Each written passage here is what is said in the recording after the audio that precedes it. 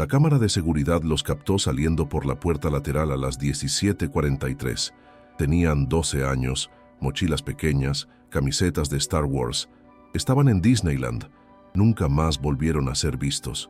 Durante 5 meses, nadie entendió cómo fue posible que dos gemelos idénticos, Evan y Liam Tolbert, desaparecieran en el lugar más feliz del mundo, en pleno día, entre miles de turistas.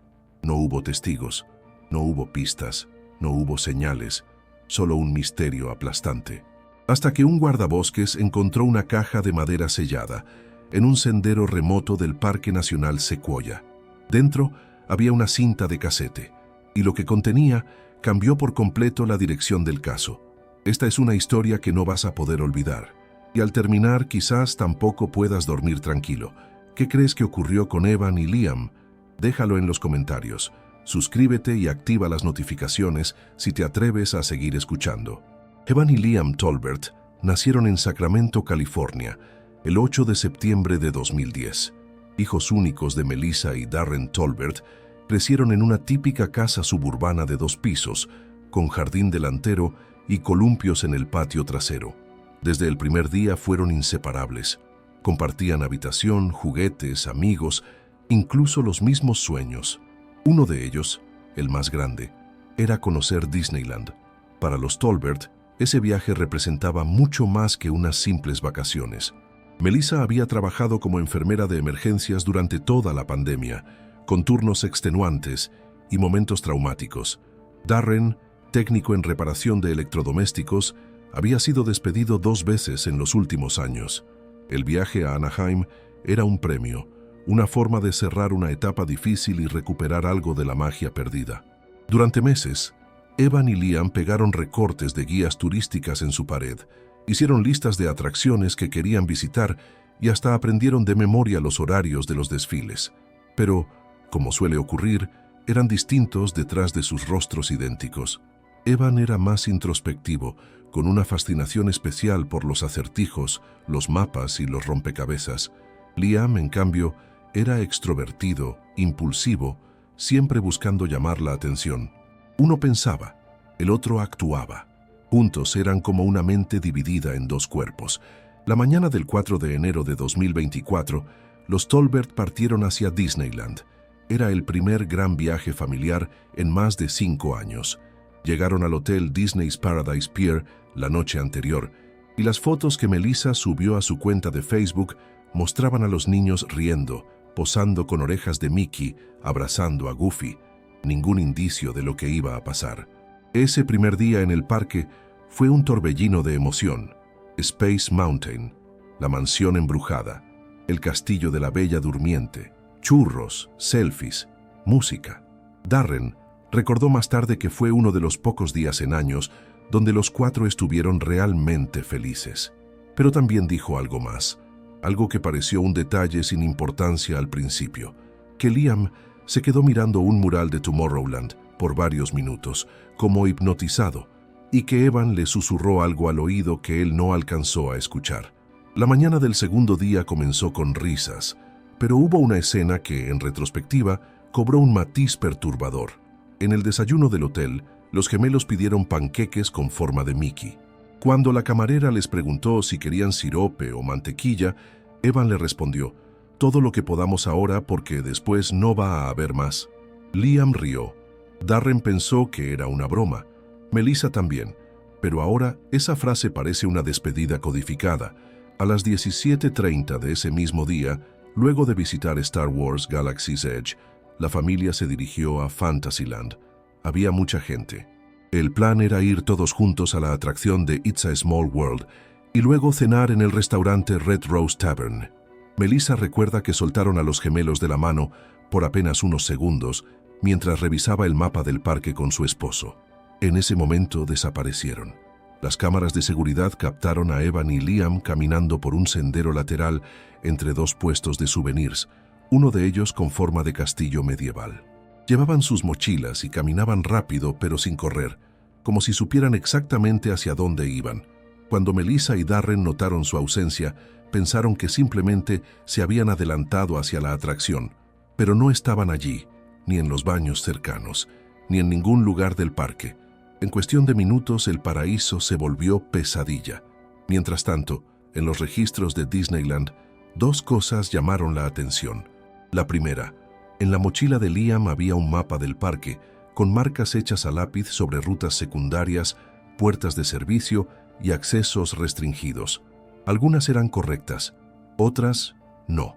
Parecía algo improvisado pero meticulosamente planeado. La segunda, al revisar los vídeos de seguridad posteriores, se vio a un empleado disfrazado de Stormtrooper detenerse por unos segundos en una esquina cercana, al punto donde los niños desaparecieron. El actor, cuyo nombre no fue revelado, declaró no haber visto a nadie, pero al revisar el metraje cuadro por cuadro, se notó un leve gesto de asentimiento de su parte, como si reconociera a alguien. La policía no encontró pruebas suficientes para interrogarlo más a fondo. A lo largo de los días siguientes, la búsqueda fue incansable. Helicópteros, perros rastreadores, equipos de seguridad interna del parque, incluso drones. Todo el perímetro fue revisado. Las mochilas, los teléfonos, incluso las cuentas en línea de los niños fueron analizadas. No había mensajes extraños, no hubo llamadas de rescate, no hubo peticiones de rescate, no hubo nada. Y sin embargo, la sensación de que algo estaba oculto comenzó a crecer entre los que conocían bien a Evan y Liam. El maestro de matemáticas de ambos dijo que Evan llevaba semanas obsesionado con códigos secretos. La bibliotecaria del colegio notó que Liam se interesó repentinamente por libros sobre cuevas, túneles y parques nacionales. Melissa recordaba que días antes del viaje encontró una lista escrita a mano que decía «Cosas para llevar si nos vamos lejos». La investigación comenzó a virar de una desaparición accidental a una fuga deliberada. Pero, ¿cómo dos niños de 12 años podían organizar una huida tan perfectamente calculada en uno de los lugares más vigilados del mundo? Más desconcertante aún era el motivo. No había antecedentes de maltrato, no había señales de abuso, no había razones visibles para escapar, salvo quizás las que solo ellos conocían. 5 días después de la desaparición, un voluntario del área de búsquedas dijo haber recibido una llamada anónima a su celular personal. Era una voz distorsionada, que decía apenas una frase: «No los busquen, ellos están donde querían estar». La llamada fue rastreada hasta un teléfono público abandonado en Barstow, a más de 200 kilómetros de Disneyland. Melissa se negaba a creer que sus hijos hubieran planeado todo. Eran niños, repetía. Amaban a su familia, amaban su hogar. Pero a medida que los días se volvían semanas y las semanas meses, el vacío comenzó a llenarse con preguntas sin respuestas. ¿Y si todo fue real? ¿Y si tenían un plan? Porque en las siguientes semanas se descubrió algo más. Evan y Liam habían estado viendo videos sobre supervivencia en la naturaleza, escondites improvisados y rutas a través de parques nacionales. No solo en YouTube, también en foros escondidos de Reddit, donde publicaban bajo un nombre conjunto Mirror Hiker. Los moderadores de ese subreddit afirmaron que los gemelos habían preguntado, entre otras cosas, cómo hacer fuego sin ser vistos desde el aire, qué empacar para un viaje sin retorno, cómo borrar huellas digitales. La idea de un secuestro comenzaba a desvanecerse, pero en su lugar surgía algo aún más inquietante, que habían huido voluntariamente. ¿Pero por qué? Los especialistas en comportamiento infantil que analizaron el caso propusieron varias hipótesis. Una de ellas hablaba de una posible psicosis compartida, un fenómeno raro pero documentado, donde uno de los hermanos desarrolla una visión del mundo distorsionada y arrastra al otro consigo. Otros pensaron en un trauma encubierto, una fantasía alimentada por el aislamiento y la fascinación por la evasión. Lo cierto es que, en el fondo, la pregunta era más simple: ¿a dónde podían haber ido? Durante meses, las autoridades extendieron la búsqueda a zonas remotas de California, Nevada y Utah.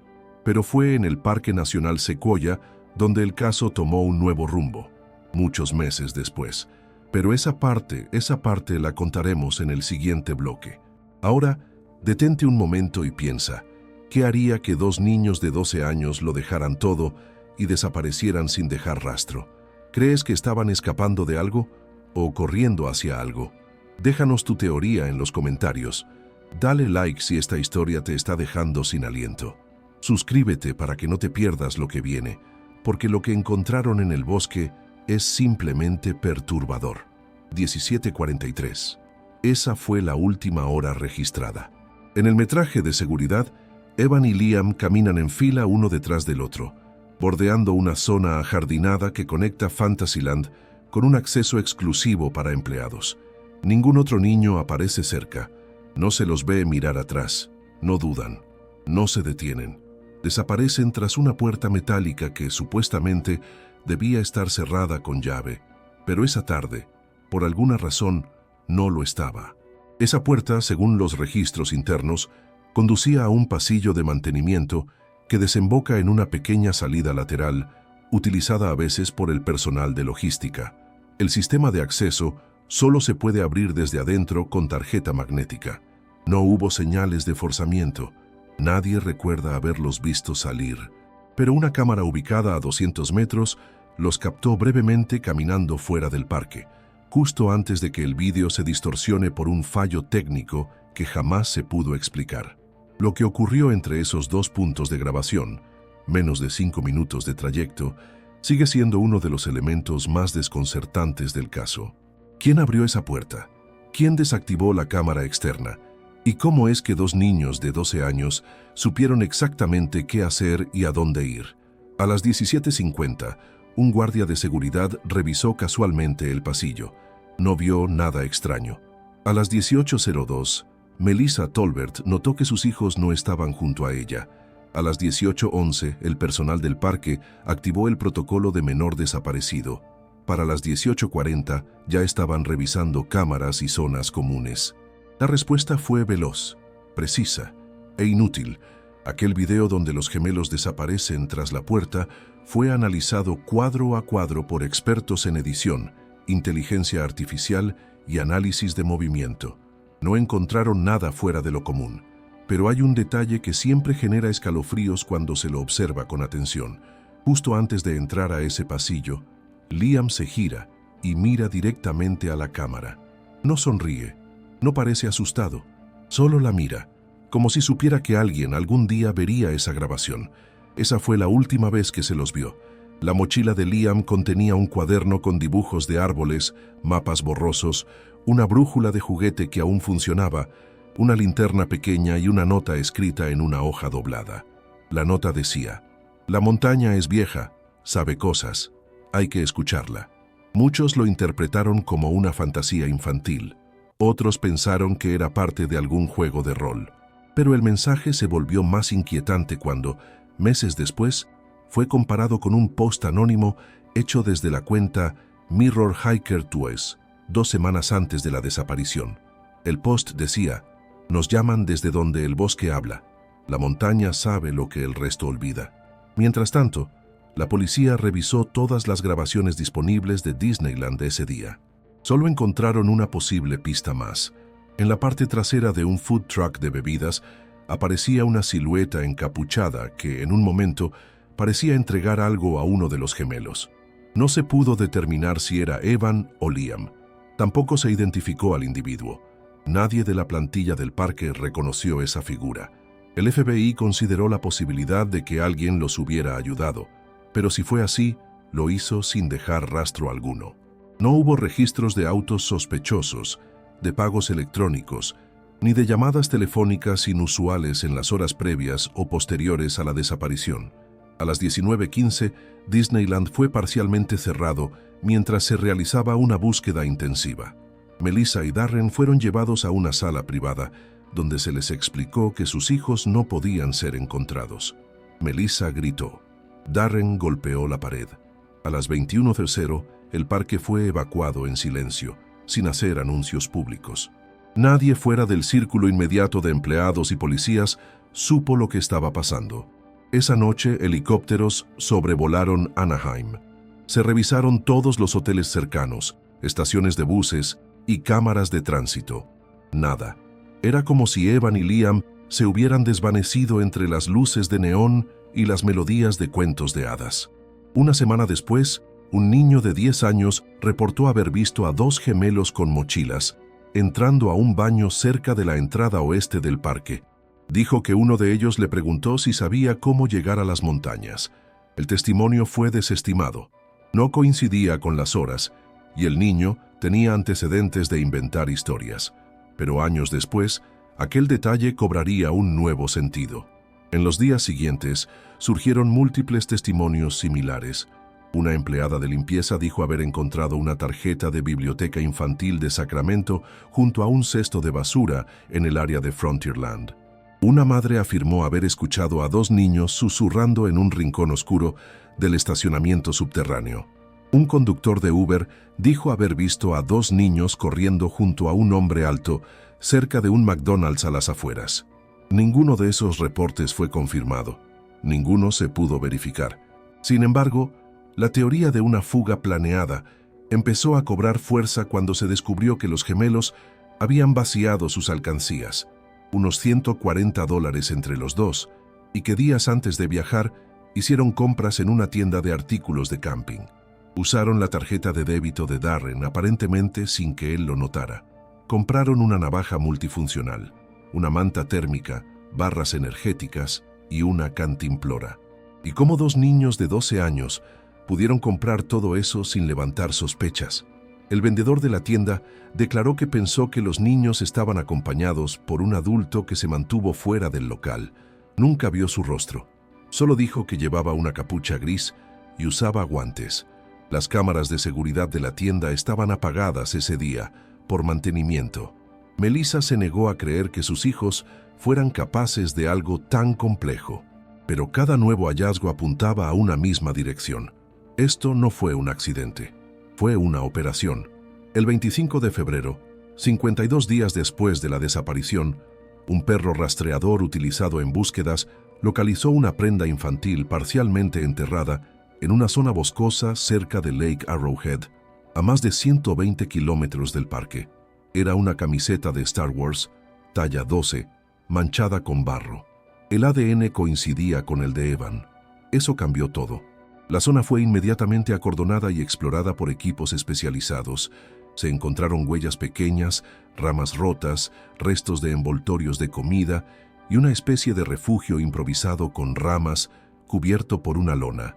La lona no tenía huellas, no había sangre, no había otros indicios, solo una sensación de desolación extrema. Junto al refugio, sobre una piedra, alguien había dejado un pequeño objeto, un botón de plástico azul, con forma de orejas de Mickey. Estaba limpio, sin tierra, sin rayones, como si lo hubieran dejado a propósito. Pero el detalle más espeluznante fue lo que encontraron en un tronco cercano, un símbolo tallado con cuchilla que los expertos no pudieron identificar. Parecía una mezcla entre una letra y una brújula rota. A su lado otra inscripción: "Todavía no es el lugar, falta más". Los psicólogos forenses que analizaron esa frase dijeron que podría haber sido escrita por alguien que estaba siguiendo una especie de misión personal, una búsqueda interior que solo tenía sentido para quien la emprendía. Pero, ¿cómo dos niños podían llegar tan lejos? Las teorías se multiplicaron. Algunos hablaban de una secta, otros de un adulto manipulador que los había inducido a huir, pero la falta de pruebas tangibles mantenía todo en una zona gris. Fue entonces cuando surgió una nueva pista. 5 días después del hallazgo del campamento en Lake Arrowhead, un usuario anónimo publicó un mensaje en un foro de teorías conspirativas bajo el nombre La Raíz Antigua. Ellos saben lo que buscan. Lo han visto en sueños. El bosque los llama por sus nombres. No están perdidos. Están siendo guiados. La publicación fue eliminada horas después, pero varios usuarios la capturaron. El texto incluía una coordenada: 36. 428.64 de Greenwich N. 118.158 de Red Willow. Esa ubicación coincidía con un punto dentro del Parque Nacional Sequoia.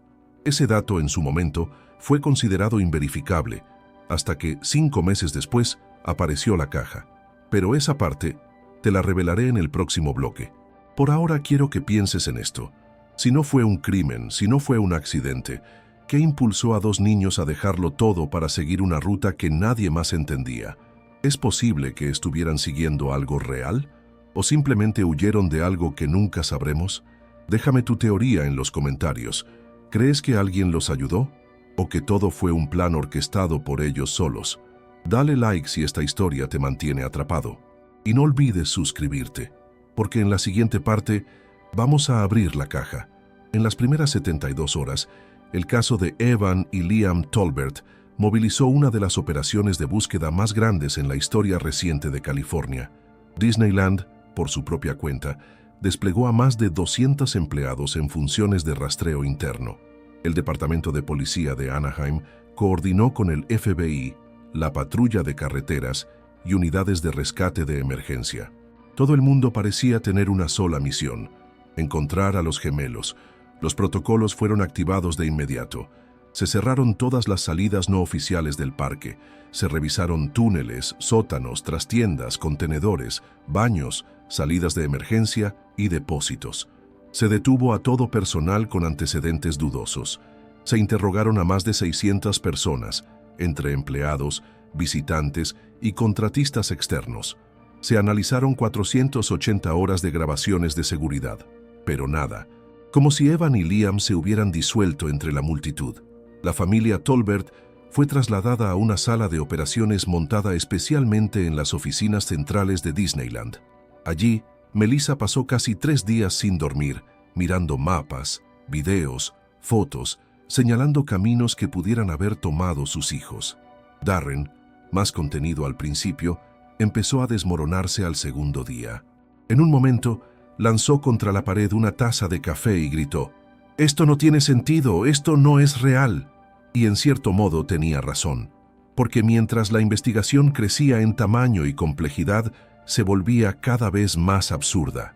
Ningún patrón, ningún motivo, ningún error visible, y sin embargo, todo indicaba una fuga meticulosamente calculada. Los medios nacionales tomaron el caso como una tormenta perfecta. Los titulares eran contradictorios: fuga infantil o rapto invisible, Disneyland bajo la lupa, los gemelos que desaparecieron del mundo. Las redes sociales explotaron con teorías, desde tráfico infantil hasta rituales secretos dentro del parque. Grupos en Reddit, TikTok y YouTube diseccionaban cada minuto conocido del caso, señalando sombras, objetos movidos o detalles mínimos en los videos. Aún así, la policía no tenía más que conjeturas. El agente especial Harold King, asignado por el FBI, dio una rueda de prensa a los 5 días de la desaparición. Dijo: «Estamos tratando este caso con la mayor seriedad. Todas las hipótesis están sobre la mesa». Pero ante las cámaras, su rostro mostraba algo que sus palabras no podían ocultar: desconcierto total. Se activaron alertas Amber en 3 estados. Se colocaron peajes electrónicos en las autopistas cercanas. Se revisaron vuelos, trenes, taxis, alquileres de coches. Se investigaron más de 130 testigos potenciales. Nada. La base de datos de niños desaparecidos de Estados Unidos sumó 2 entradas más, pero sin pistas, sin testigos creíbles, sin dirección.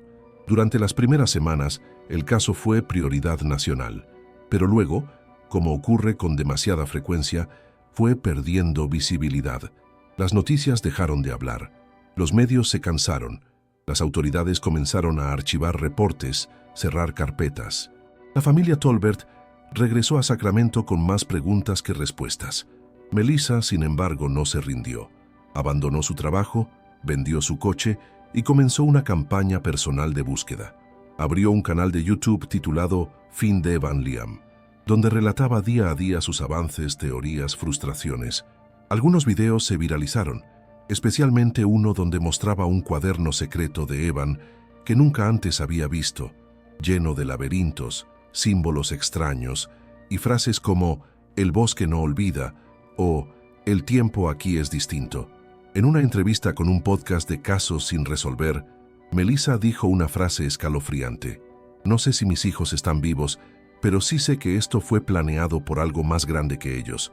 Paralelamente, un investigador independiente llamado Bruno Halley, exagente del servicio secreto, hoy convertido en youtuber de misterios, comenzó su propia pesquisa. Entrevistó a más de 20 personas relacionadas indirectamente con el caso. Una de sus teorías más virales fue que los gemelos habían sido entrenados por alguien durante meses, usando técnicas de condicionamiento mental y manipulación psicológica.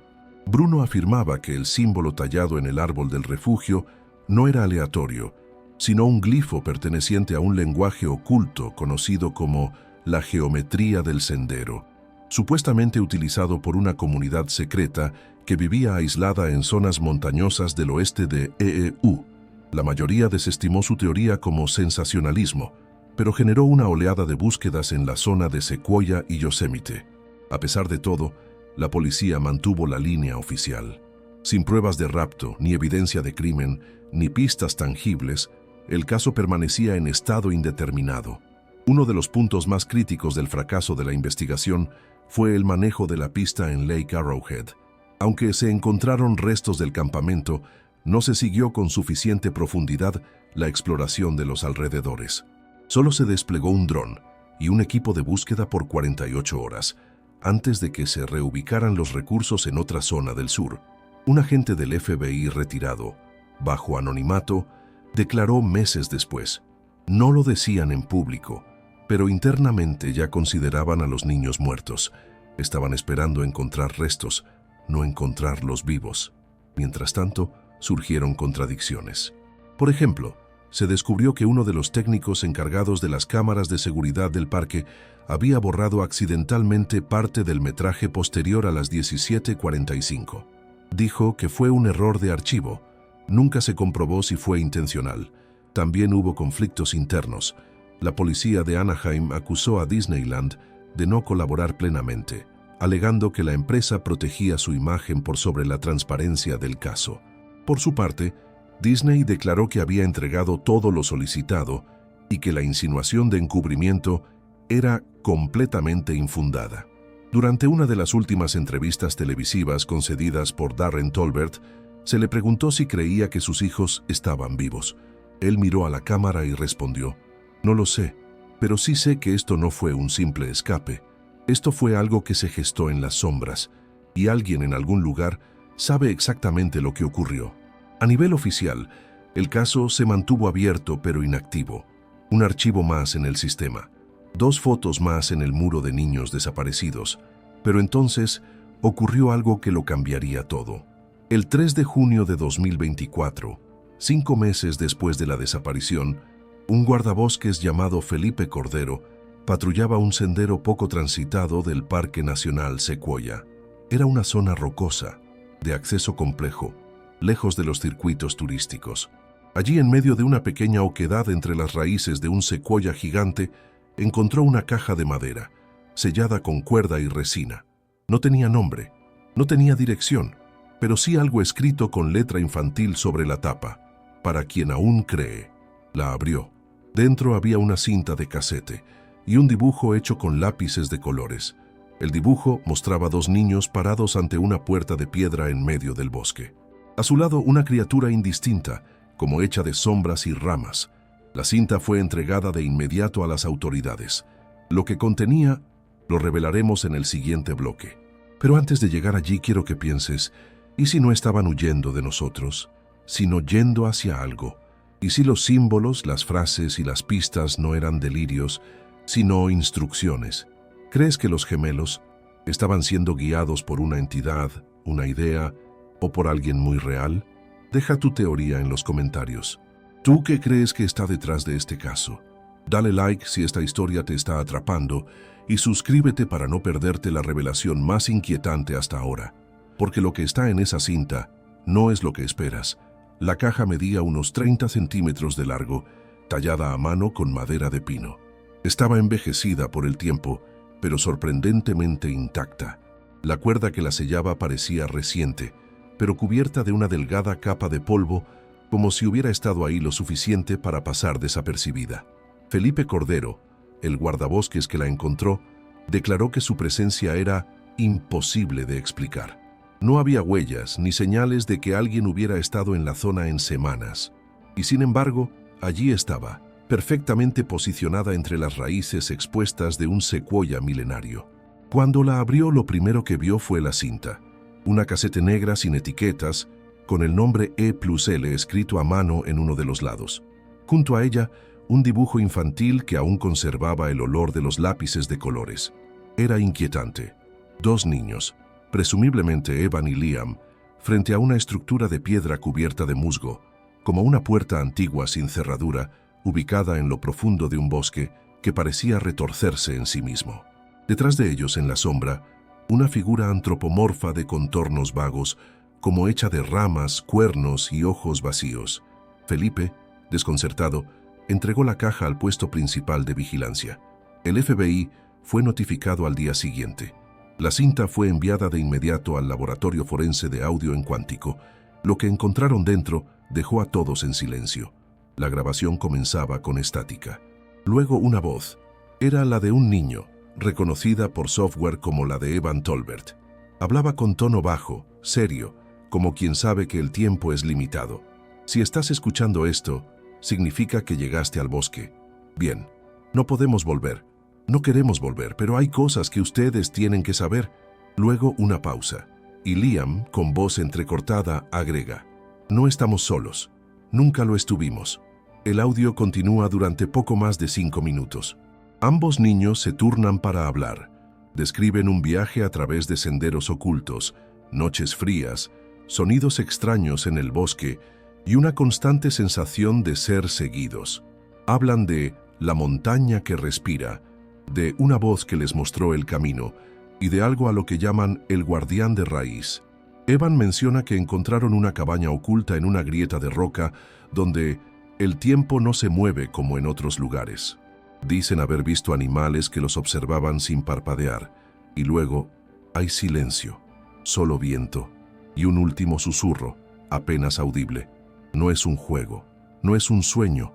No busquen la puerta si no están listos para no volver. El audio termina con un leve zumbido, como el que emiten los postes de alta tensión. El análisis forense determinó que la cinta era auténtica, sin manipulaciones, sin edición. El entorno sonoro coincidía con condiciones atmosféricas propias de la zona norte del Parque Nacional Sequoia durante el mes de mayo. Incluso el viento, comparado con registros ambientales, era real. Pero el hallazgo más inquietante vino de un detalle inadvertido. En el fondo del audio, en varios momentos, se escucha una tercera respiración, distinta a las de Evan y Liam. Un patrón lento, grave, como el de alguien, o algo mucho más grande. Los expertos en sonido no pudieron identificar el origen exacto. El descubrimiento fue mantenido en secreto durante semanas. Solo cuando la familia Tolbert fue notificada, la existencia de la cinta salió a la luz. Melissa la escuchó sola, en una habitación con psicólogos forenses presentes. Al final, pidió que la dejaran llorar en silencio. Darren, más escéptico, declaró a la prensa: no sé qué significa esto, pero sea lo que sea, mis hijos vivieron algo que nadie va a entender jamás. En paralelo, el dibujo fue analizado por un equipo de psicólogos infantiles. La estructura de piedra representada coincidía, sorprendentemente, con formaciones geológicas reales encontradas en zonas inexploradas del Parque Sequoia. Una de ellas, conocida por algunos excursionistas como la Puerta del Gigante, nunca ha sido incluida en los mapas oficiales, pero se sabe que existe, y que está rodeada por supersticiones locales, historias de voces en la niebla, de luces que aparecen entre los árboles, de personas que escuchan su nombre susurrado cuando están solos. Evan y Liam, aparentemente, habían encontrado esa puerta, y algo les había hablado desde el otro lado. Los foros en Internet explotaron. Algunos hablaban de una realidad paralela que solo puede alcanzarse en ciertos lugares del planeta. Otros aseguraban que los niños habían sido elegidos por una inteligencia no humana. Algunos incluso afirmaban que todo era parte de un experimento gubernamental para probar los límites de la percepción infantil. El FBI reabrió el caso oficialmente. Se desplegaron nuevas unidades en la zona donde la caja fue hallada. Esta vez, el rastreo fue minucioso. Se usaron sensores térmicos, perros especializados y hasta tecnología LIDAR para escanear bajo la superficie del terreno. En un área cercana, se encontró otro objeto, una figura tallada en madera como un tótem, con el mismo símbolo que había aparecido en el campamento de Lake Arrowhead. Estaba clavado en el suelo, rodeado de pequeñas piedras apiladas cuidadosamente. No había huellas, no había restos, pero una de las piedras tenía grabada una fecha, 20 de abril. Los expertos creen que ese pudo haber sido el día en que la caja fue dejada.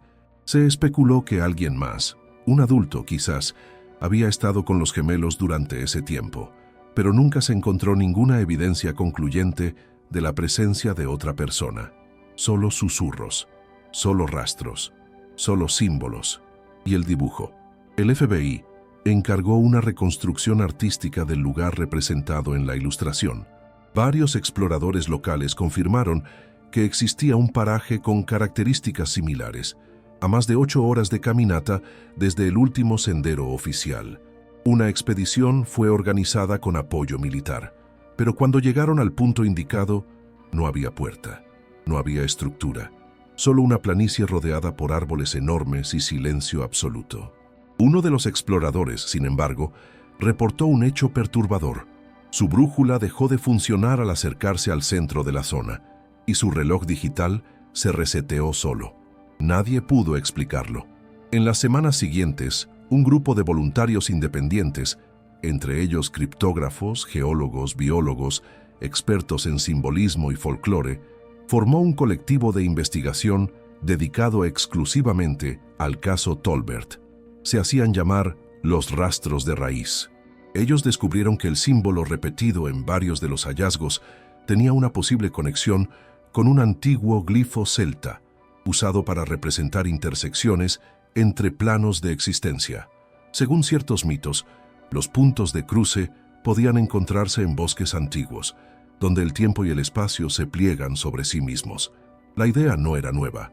En múltiples culturas existen leyendas similares, lugares que no están en ningún mapa, puertas que no se abren con llaves y niños que caminan hacia mundos que los adultos han olvidado. Pero lo que hace este caso distinto es que hay evidencia, palpable, auditiva, visual, cronológica y, lo más importante, emocional. Porque si uno escucha con atención la cinta, puede oír más que palabras. Puede oír miedo, fascinación y una fe absoluta en algo que nunca podremos comprender del todo. Hoy, el caso sigue abierto. Las autoridades no han declarado a Evan y Liam legalmente muertos. Melissa sigue creyendo que están vivos, en algún lugar que no sabemos nombrar. Darren se ha alejado del foco público. Algunos creen que la experiencia lo quebró. Pero todos los que han seguido este caso coinciden en algo. Lo que ocurrió con los gemelos Tolbert no se parece a ningún otro caso de desaparición infantil conocido. Y eso nos lleva a una última gran pregunta. ¿Qué hay del otro lado de la puerta? Pero antes de responderla, tenemos que hablar de las teorías. Déjanos tu opinión en los comentarios. ¿Qué crees que significan los símbolos? ¿Quién o qué crees que estaba con los niños? ¿Es posible que hayan cruzado algún límite desconocido para la ciencia? Dale like si esta historia te está dejando más preguntas que respuestas. Suscríbete y activa las notificaciones porque en el próximo bloque vamos a adentrarnos en las teorías más perturbadoras, las pistas finales y una reflexión que podría cambiar tu forma de ver la realidad para siempre. Las teorías sobre la desaparición de Evan y Liam Tolbert han crecido como raíces bajo tierra, ramificadas, oscuras, imposibles de seguir hasta el origen. Algunas son racionales, otras completamente fuera de lo que entendemos por realidad, pero todas coinciden en una cosa: lo que ocurrió no tiene explicación convencional. La teoría más común es la de una fuga planificada. Según esta hipótesis, los gemelos, posiblemente influenciados por contenido en línea, desarrollaron una fascinación por la supervivencia, los espacios remotos y una mitología personal donde escapar del mundo era una forma de trascender. Quienes apoyan esta idea destacan los mapas, los foros, las compras previas al viaje y la posible existencia de un adulto anónimo que actuó como mentor o facilitador. Pero esta hipótesis se quiebra frente a la profundidad simbólica de los elementos encontrados, el lenguaje codificado, los glifos, la cinta de audio y, sobre todo, el nivel de preparación psicológica que los niños demostraron tener. ¿Cómo desarrollaron esa madurez, ese desprendimiento del mundo? ¿Quién los entrenó? Otros creen que fueron víctimas de un culto secreto, tal vez uno que opera en zonas rurales y busca a niños especiales, sensibles, como Evan y Liam.